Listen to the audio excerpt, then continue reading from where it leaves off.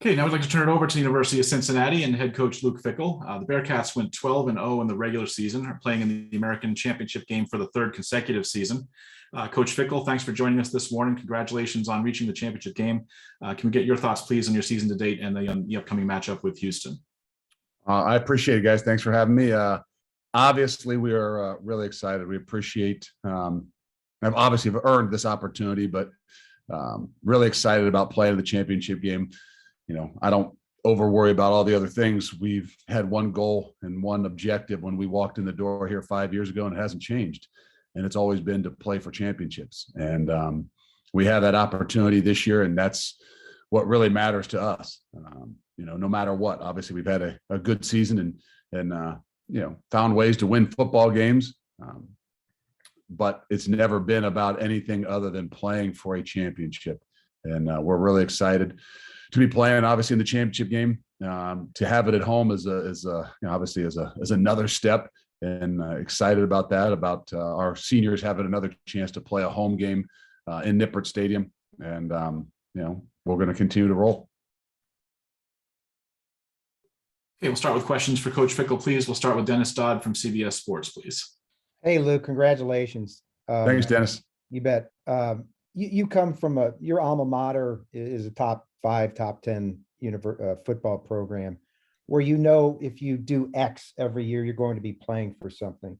Do you ever get weary of going through this process, having to explain and answer questions about why you should belong, especially every Tuesday night? If you haven't watched or seen, I usually don't answer any of those questions. And I think that from the outside looking in, we all know, no matter who it is, Coach Holverson, myself, the ultimate goal is everybody knows in college football, but inside your program and as a coach, we've had a goal and an objective, and it's to play for a championship. And, I don't care where you are. I think, you're crazy if you don't, try to focus yourself on playing for championships. And then the other things that come along with it, I'm not saying we don't all want it, but it's for the outside people to really kind of stir up and be excited about. And, but from within, for me, I have not answered any of those questions. Don't know that I would, regardless of how things went. They wanted to ask you about that last year, and continued to avoid it because we all have our opinions.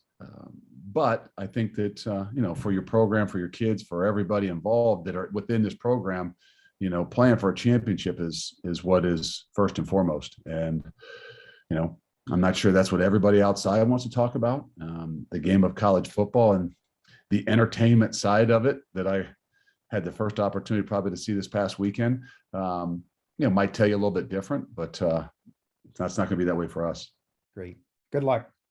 Thank you. We'll go next to Andrea Ailson with ESPN, please.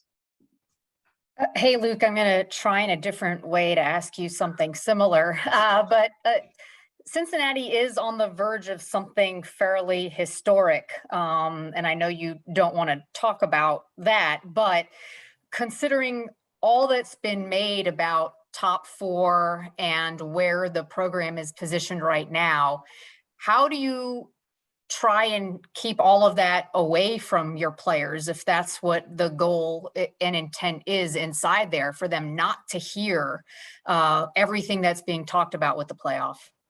Well, we've changed up. We've locked everybody within our facility. We're not letting them go home. We're not letting them go out. We've shut off all internet access. TVs don't work. Kind of create our own little bubble here so that nobody can leave. No, we all understand. I think you said historic. I don't know the history of the AAC. Maybe somebody else has been in a championship game 3 years in a row. I'm not sure if that's what you're talking about, but that's what we look at. Obviously, the league is a little bit younger than a lot of other leagues, and I'm sure there's a lot of other teams that have played in their championship game 3 years in a row. But for us, that's hopefully what I continue to preach. Hopefully what our guys continue to recognize and observe, but we're also not ignorant to think that they're going to be like me and bury their head in the sand and not listen or talk to or communicate with anybody outside of where it is that you spend 90% of your time. So we talked about, hey, understand, we want to enjoy what it is that this team, these seniors in particular, have created, this buzz, meaning on our campus, in our stadium, but we can't allow it to change us. And I'm not saying it's easy. We all understand that, everything is readily at these guys' fingers. There's nothing that is missed. It's not like, however many years ago we said, I missed that on Sports Center. I missed that on the news. No, I mean, it's replayed every 10 minutes if you'd like it to.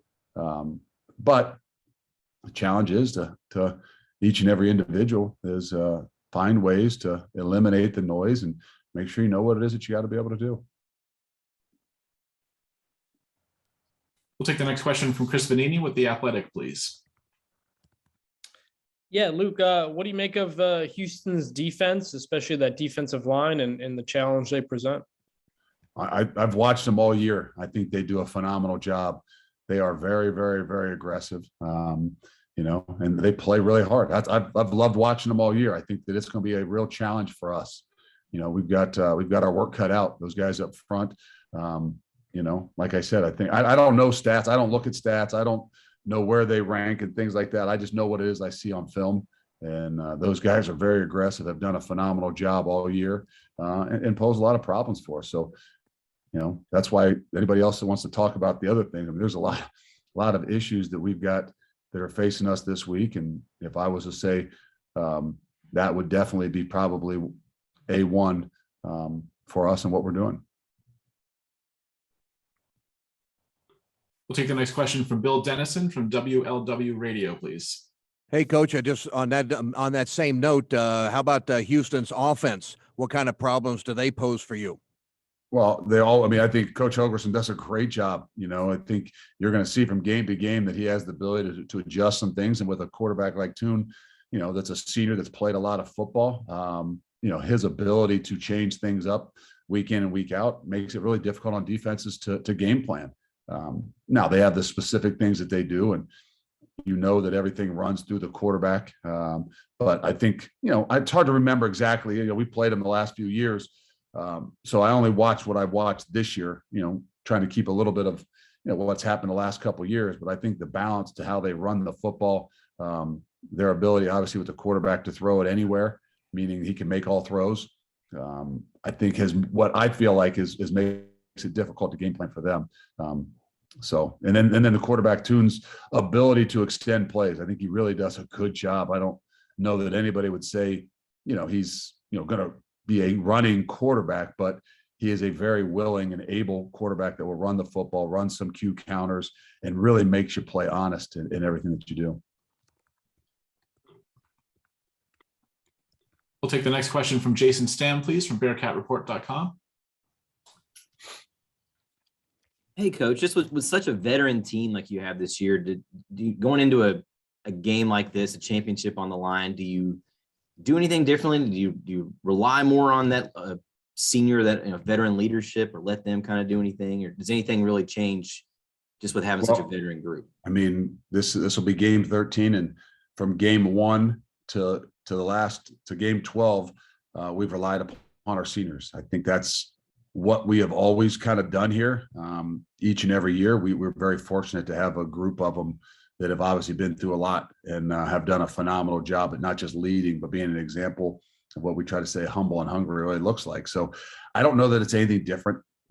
We all know what's at stake, a championship, and that's been the only thing that we've talked about from the time we started camp. So, is there anything different? No, we've put a lot of pressure, hung a lot of things on this senior group from the time we started in week 1 with the rivalry game against Miami, as we go into week 13 in a championship week. So we know we go as those guys go, and they have guided us this whole way, and we're going to continue to ride them. We'll take the next one from Chad Brindell, please, 24/7 Sports. Coach, talking about this veteran group that you have, how important was it for them to get one last opportunity to play in Nippert Stadium? Well, I mean, that's something that they pride themselves on, obviously having a chance to play at home, but I'm happy for them. I mean, obviously that the thing that drove them? No, I can't say that is. I'm not saying that's a little bit of motivation for everybody. The uniqueness of what our league does of the, the host team or the team that's highest ranked or the team that's first in the league. We're both first in the league. Both of us are undefeated in the league.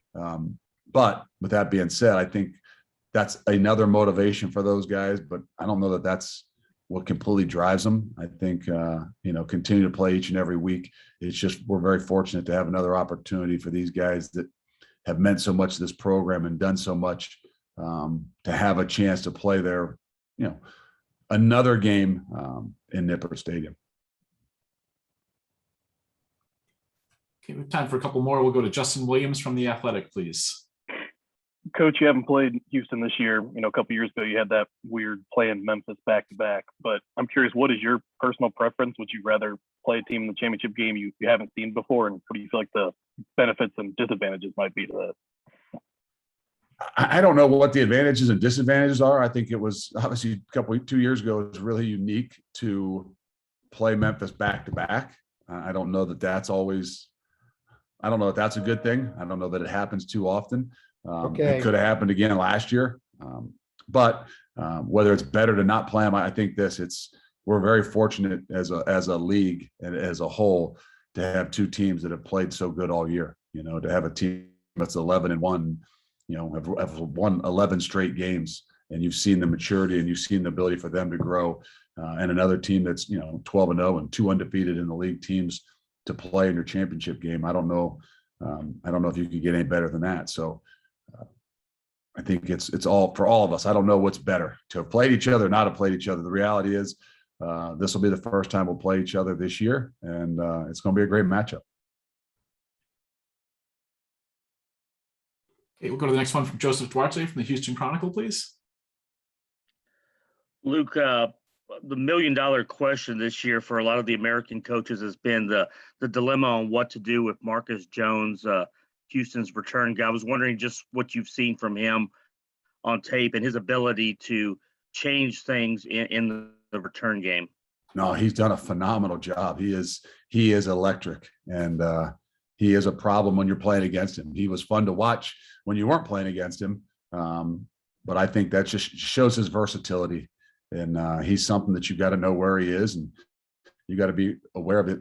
Obviously if you're kicking the ball to him as to what it is that you're doing, but I've said it, I think earlier today, or even in, I don't even know what it was, another one of these press conference sort, that I think the thing that's about Houston that makes them so good is their complementary football. They're not just an offensive based team or a defensive based team. They play in all three phases. And, a lot of times you don't maybe see that same dynamic, in all, but their ability to play obviously really good offense, aggressive as hell defense, and their special teams is as good as anybody in the country.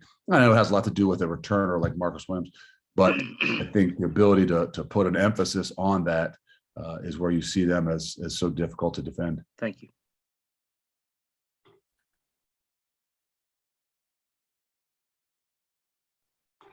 We'll take the final question from Mark Berman, please, in Houston.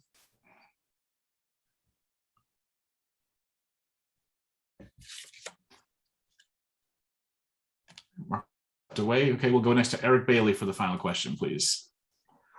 Coach, congratulations on your team's success this year.